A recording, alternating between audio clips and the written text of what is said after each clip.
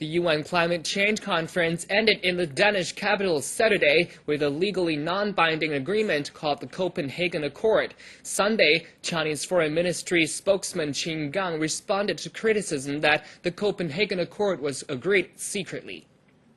Qin says media reports alleged that the accord was not transparent because it was agreed to secretly among the basic countries, which include China, India, South Africa, and Brazil, along with the United States.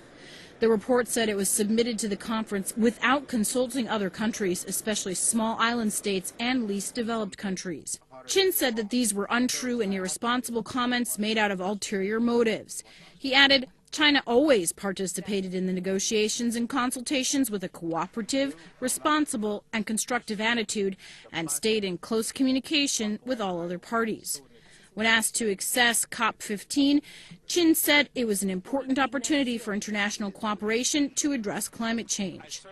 Thanks to joint efforts of all parties, important and positive outcomes were achieved at the meeting, he said. First, the framework and principles established by the UN Framework Convention on Climate Change and its Kyoto Protocol, especially the principle of common but differentiated responsibilities, were firmly upheld, he said. Second, new steps were taken for developed countries' mandatory emissions reduction targets and developing countries' voluntary mitigation actions. Third, Qin said broad consensus was reached on such central issues as global long-term goals, financial and technology support, and transparency. Addressing climate change is a long and arduous endeavor. The Copenhagen Conference is not an end, but rather a new beginning, he said. Foreign Minister Yang Jiechi said that as a developing country, China was now at an important stage of accelerated industrialization and urbanization.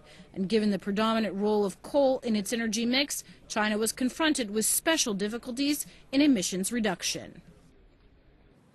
China set the new target of cutting carbon dioxide emissions per unit of GDP by 40 to 45% by 2020 from the 2005 level.